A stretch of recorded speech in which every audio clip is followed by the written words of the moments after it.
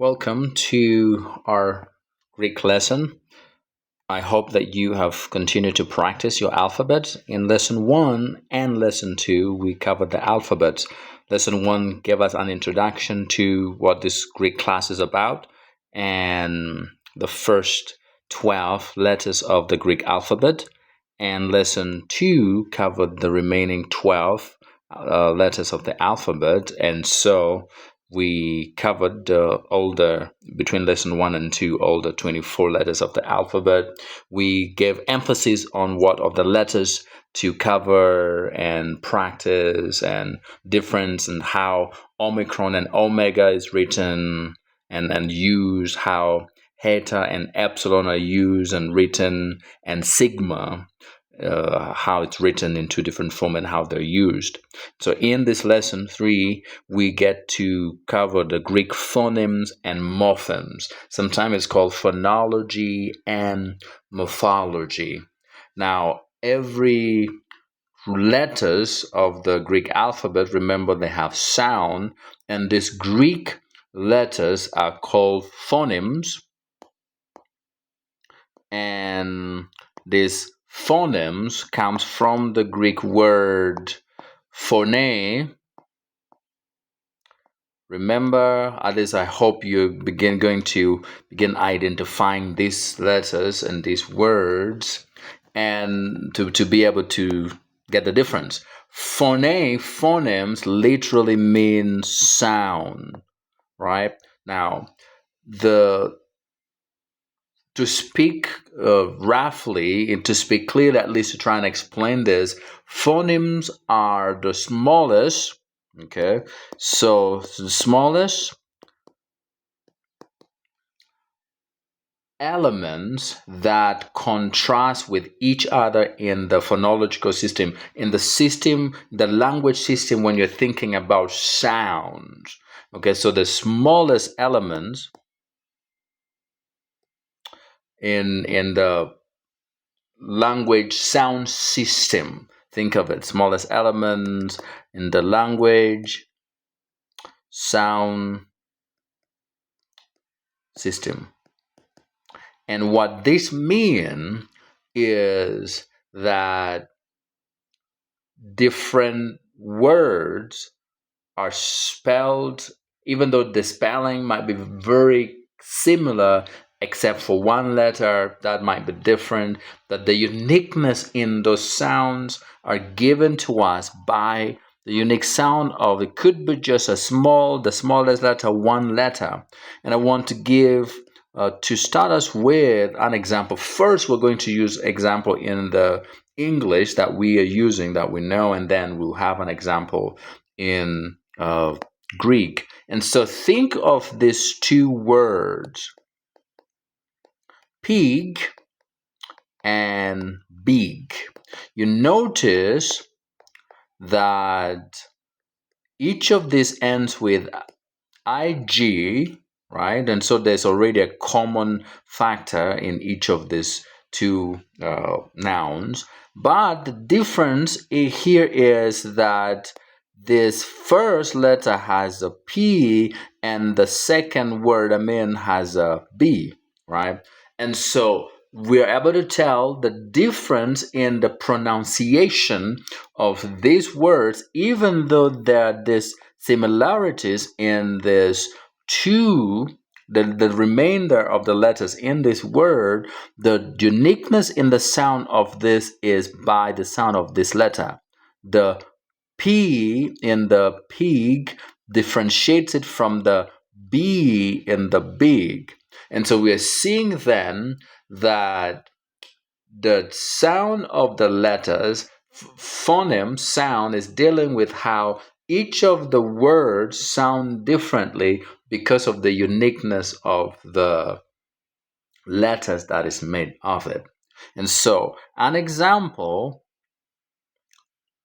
in Greek would be, and again, for now we're just writing this. Later we're going to dissect in the next lesson, dissect and begin seeing these endings and all of those.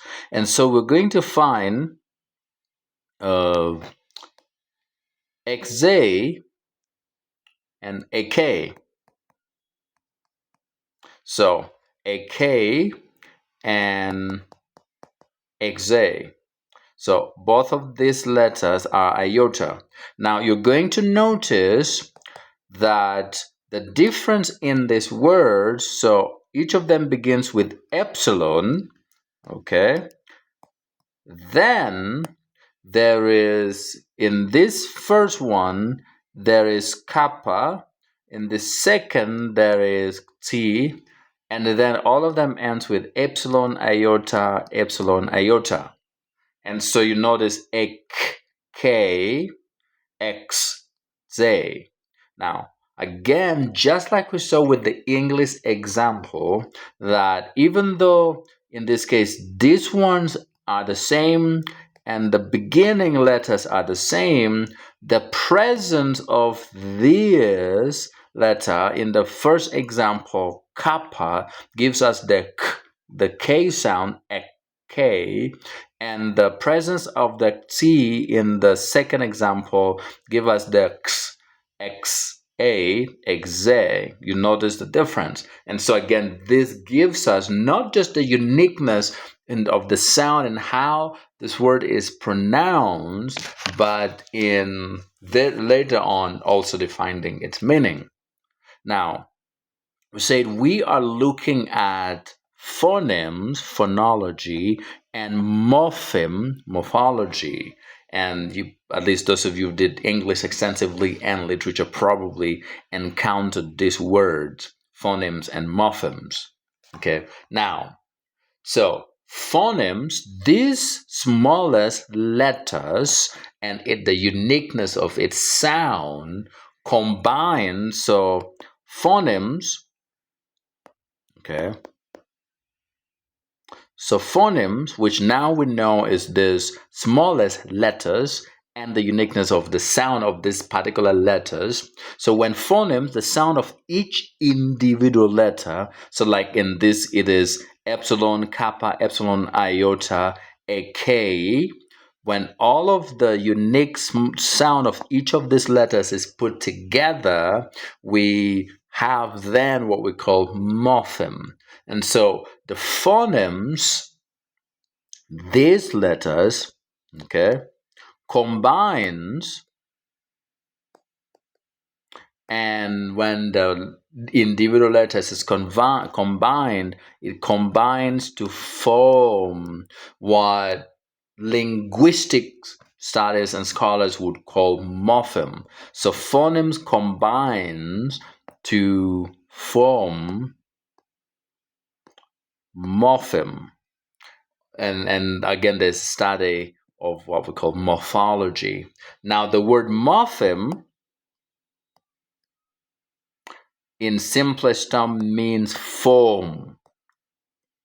Okay, very, very important. Morpheme means form, and it's from the Greek word. Again, we're going to write the word here. Remember, mu, omicron, and remember, rho, and remember phi and eta.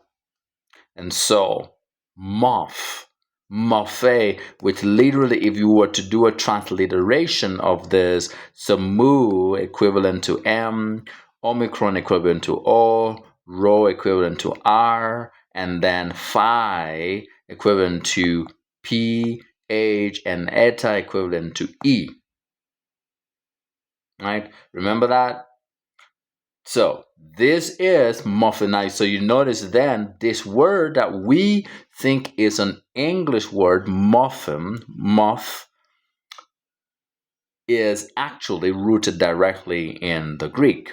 And so we said morpheme means form, and therefore morpheme may be defined as the minimal units of speech that conveys a specific meaning. The minimal, so we are defining morpheme as the minimal unit, Okay, now remember, morpheme is a combination of phonemes, which is sounds. So when the different sounds, the different letters of sounds of the different letters are put together, and so you're having the alphabetical letters put together, forming a unit, a new form, that unit of the speech,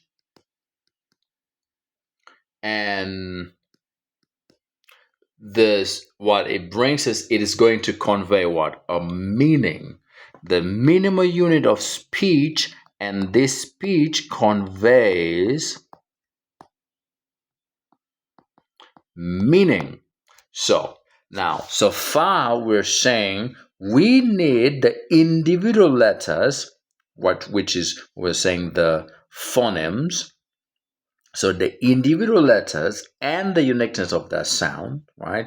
But when each of these letters is grouped together, like we have here with morphe, okay, two, we therefore don't just have letters, we now have a form, what we call a word, but that form does not just have sound, how it is pronounced, it also has carry with it a meaning.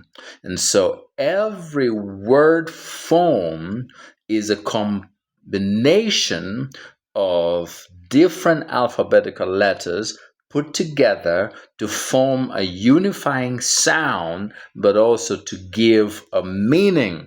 And so words,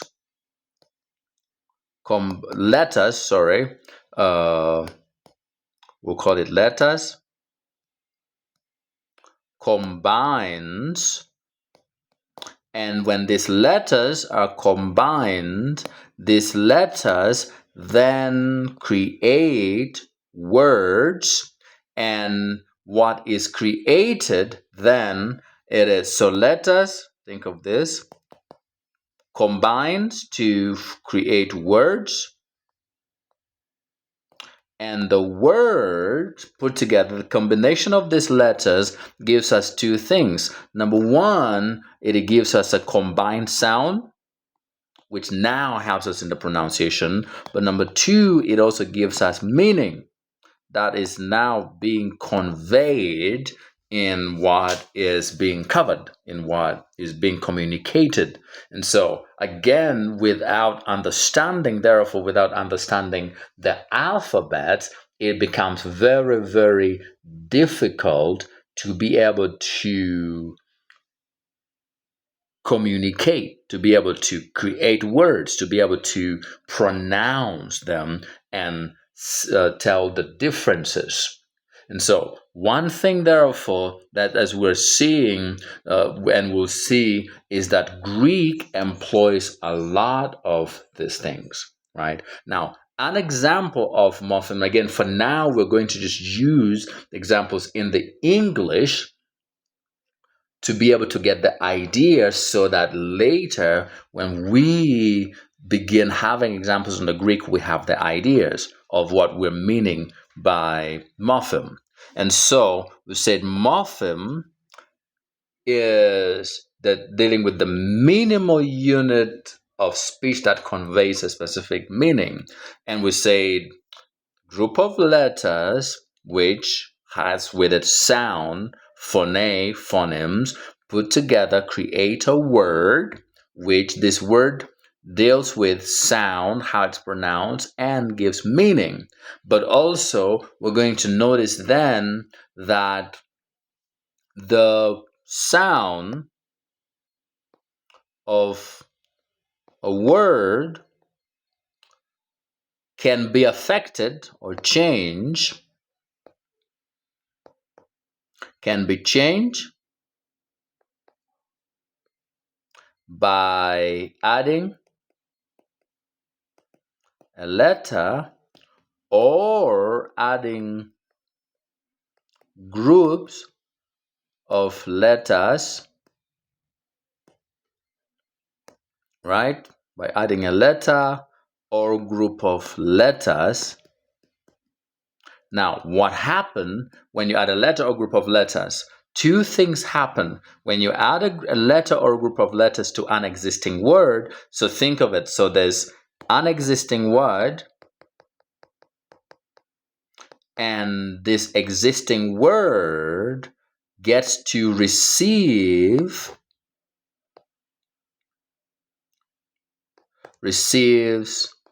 a letter added to it. It receives a letter or groups of letters added to it. And when this existing word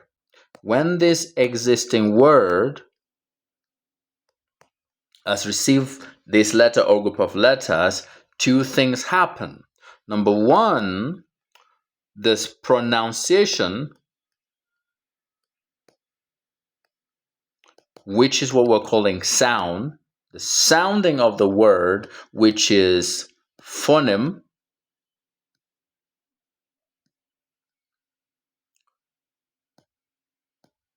the sound of the word changes, but also number two, the meaning of the word changes, right? Meaning of the word, which I should have put this as number three, because something else that changes also is the form of, sometimes the form of this word, which is carried with it with the meaning. And so the examples for us to begin with, the one that we already know, let's give some examples in English. And so think of how we take words from singular to plural, for example, or from present tense to past tense or to future tense. And so examples, English examples, is number one. So think of when you have the word dog. Okay, so now, because you already noticed these are a composition composed of different individual alphabetical letters. Each of them would have its own sound, but when it's put together, sounding phonemes, we have dog. And so this is a form, there's a pronunciation. But when we add a letter, in this case, we add the letter S to it, just adding S to it, two things happen. The pronunciation changes to dogs because now there's a presence of an S. But number two, the meaning changes also to plural. Originally, it was just one, but now it's more than one, probably two, maybe three, and all of those, it's more. So you notice what we're talking about, that a letter added, so when a form of a word is affected, either because you've added a letter or a group of letters, two things also takes place. The pronunciation, the sounding of that particular word changes, like we're having from dog to dogs, but the meaning also changes, in this case from singular, a dog, to dogs, plural. Another example, so since we're talking about pet animals, think of cat, right? So cat, which is just a very similar, and we're adding the S sound to it. Again, two things happened here. Number one, the sound changes to cats, but also number two, the meaning changes from cat to a cat, which would be singular, to plural. It's also plural. Now, notice in both of this example, we've just added a letter, just a single letter. Now, we said you either add a letter, remember here, when you add a letter or groups of letters, then to an existing word, then that existing word receives a new sound and a new meaning. The pronunciation and the meaning changes. And so we've given an example of a letter And then now we look at example of group of letters. And so now let's give, for example, fruit. Let's say we're thinking of mango.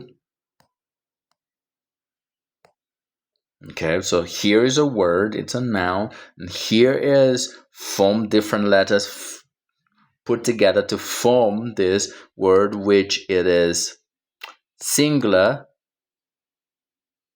right, in its form. Now, when we add, so we have the mango, we're now this time adding group of letters, which is E and S. Now, this is going to give us the current existing form plus the new group of letters to give us mangoes, which just the presence of these two letters added to an existing form, it's now giving us plural. You notice that? And you could just think of all of those: tomato, tomatoes, house, houses. So think of house. And we're adding, well, in this case, just a single, just an S, and it becomes plural. But how about if we wanted to take it to past tense, to like a completed action in the past or something, housed, right? We're adding an ed as a past tense. Love, loved, hope, hope to, hope, and you get the example and the idea. And so now, Greek employs and uses a lot of these things, right? And so, adding a letter or group of letters to give you a change in the form and a change in the meaning. And this becomes very, very important. And so, think of that. And we're going to cover this a lot, and we're going to be able to emphasize this as much as we can to be able to help us, because now Greek uses a lot of this, so employs a lot of the phoneme morpheme in its entirety to help us in understanding. And so a lot of uh, additions, this kind of addition. So you'll find that Greek keeps adding a letter, group of letters into an existing form, which later we're going to call it a stem or lexical root of the verb or nouns being modified. Like in this case, this is what is being modified by adding a letter or group of letters, right? And so that in part is Greek sound, Greek phonemes, Greek morphemes, and how and this rule applies not just in Greek. In many other languages, it follows similar principles. And so once you understand this, we're going to discover later that you're going to find the form. Sometime we'll call it lexical stem. Sometimes we'll call it lexical root of the word being modified with. So we're finding the forms is always going to be added plus this letter or plus group of letters, and that will give us, number one, is going to give us the new form, and number two, going to give us new pronunciation, which is what we're also calling sound. But also, number three is going to give us a new meaning. And so, for every letter or group of letters that is added to an existing form, like we're seeing, three things happen. the current form changes to a new form because now it has an additional letter or letters, the sound of that form, that word or its pronunciation changes because now it's being affected by the sound of the new letter or letters added. And the meaning also changes from the current form to something else. The meaning is then conveyed and affected by the letter or the group of letters that has been added. And so, again, in a nutshell, friends, this is what Greek phonemes, and Greek morphemes is all about. And please take time, again, like you did as far as lesson 1 and 2 is concerned, please continue practicing your alphabet. Ensure that you master the sounds of each of those Greek alphabetical letters so that you're noticing that as we go along, as we begin writing some of these words and pronouncing some of them, the sound of each of the letters of the alphabet is very unique, very important, and they help in pronunciation. That as we continue building these verbs and these vocabularies and nouns together, we're going to realize and recognize that there are a lot of values in understanding each of this. So practice your alphabet again and go through this lesson just to make sure that you've understood what sounds are and the forms are, what we call of phonemes and morphemes, or morphology, phonology, everything we've covered here, so that when you come to the next lesson, as we talk about vowels, diphthongs, and the Greek consonants, you will be able to make a lot of references and you'll not struggle. For now, God bless you. Enjoy your studies, and I hope this is continuing to help you as you make progress in your studies of the Greek language.